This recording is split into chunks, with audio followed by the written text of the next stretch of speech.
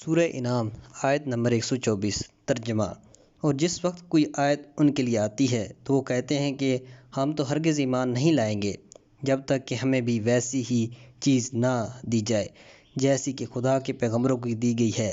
خدا ہی بہتر طور پر جانتا ہے کہ وہ اپنی رسالت کو کہاں قرار دے۔ وہ لوگ کہ جو گناہ کے مرتکب ہوئی ہیں اور انہوں نے اپنی حیثیت و مقام کو بچانے کے لیے لوگوں کو راہ حق سے منحرف کیا ہے، وہ بہت جلدی اپنے مکر اور فریب اور چال بازی کے بدلے میں جو وہ کیا کرتے تھے برگاہ خداوندی میں ذلیل ہوں گے اور عذاب شدید میں گرفتار ہوں گے۔ شان نزول۔ مرحوم طبرسی مجمع البیان میں لکھتے ہیں کہ یہ آیت ولید بن مغیرہ کے بارے میں کہ جو بت پرستوں کے مشہور سرداروں میں سے تھا اور اصطلاح کے مطابق ان کا دماغ سمجھا جاتا تھا، نازل ہوئی ہے۔ وہ پیغمبر صلی اللہ علیہ وسلم سے کہتا تھا کہ اگر نبوت سچی ہوتی تو میں یہ مقام حاصل کرنے کا آپ سے زیادہ حقدار ہوں، کیونکہ ایک تو میرا سن آپ سے زیادہ ہے اور دوسرے میرے پاس بال و دولت بھی آپ سے زیادہ ہے۔ بعض نے کہا ہے کہ یہ آیت ابو جہل کے بارے میں نازل ہوئی ہے کیونکہ وہ یہ خیال کرتا تھا کہ مسئلہ نبوت بھی رکابتوں کا مرکز بنے۔ وہ کہتا تھا کہ ہم اور قبیلہ بنی عبد مناف پیغمبر کا قبیلہ ہر چیز میں ایک دوسرے سے رقیب تھے اور گھوڑا دوڑ کے دو گھوڑوں کی طرح ایک دوسرے کے دوش بدوش جا رہے تھے، یہاں تک کہ انہوں نے یہ دعویٰ کر دیا کہ ہمارے درمیان میں سے ایک پیغمبر مبعوث ہوا ہے جس پر وحی نازل ہوتی ہے، لیکن یہ بات ممکن نہیں کہ ہم اس پر ایمان لے آئیں مگر یہ کہ ہم پر بھی وحی اترے جس طرح اس پر وحی نازل ہوتی ہے۔ تفسیر۔ پیغمبر کا انتخاب خدا کے ہاتھ میں ہے۔ اس آیت میں ان باطل گدی نشینوں اور سرداروں اور اکابر مجروحیہ کے طرز فکر اور مذاق خیز دعوے کی طرف ایک مختصر اور پرمعنی اشارہ کرتے ہوئے کہا گیا ہے۔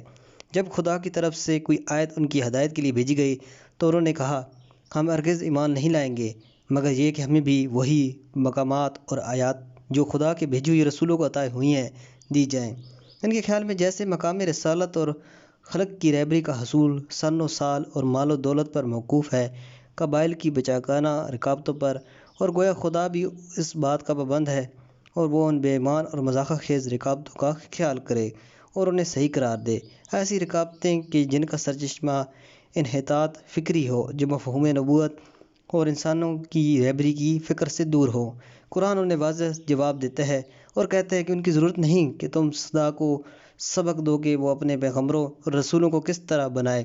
اور کن لوگوں میں سے ان کا انتخاب کرے، کیونکہ خدا سب سے بہتر جانتا ہے اور وہ اپنی رسالت کو کہاں قرار دے۔ یہ بات صاف ظاہر اور بالکل واضح ہے کہ رسالت نہ تو سن و سال اور مال و دولت سے کوئی ربط رکھتی ہے اور نہ ہی قبائل کی حیثیت سے، بلکہ ہر چیز سے پہلے اس کی شرط روح کی آمادگی، ضمیر کی پاکیزگی، اصل انسانی خصائل اور صفات، فکر بلند، قوت نظر اور آخری طور پر غیر معمولی تقویٰ پرہیزگاری کا مرحلہ عصمت میں ہونا ہے، اور ان صفات کا موجود ہونا خصوصاً مقام عصمت کے لیے آمادگی ایسی چیز ہے جسے خدا کے علاوہ اور کوئی نہیں جانتا۔ ان شرائط اور ان کی سوچوں کے درمیان کس قدر فرق ہے۔ جانشین پیغمبر بھی سوائے وحی تشریع نبی کی تمام صفات اور پروگراموں کا حامل ہوتا ہے، یعنی وہ محافظ شرع و شریعت بھی ہے، ان کے مکتوب و قوانین کا پاسدار بھی ہے اور لوگوں کا روحانی اور دنیا کا رہبر بھی ہے،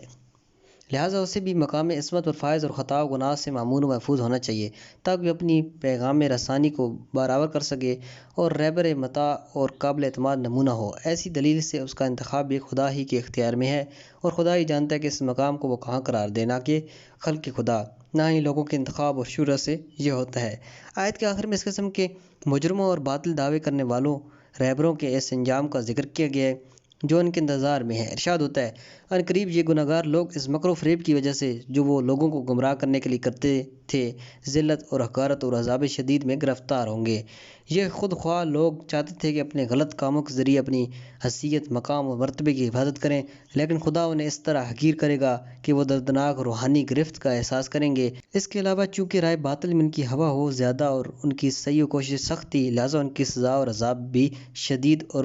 پرسرور صدا ہوگا۔ والسلام علیکم ورحمۃ اللہ۔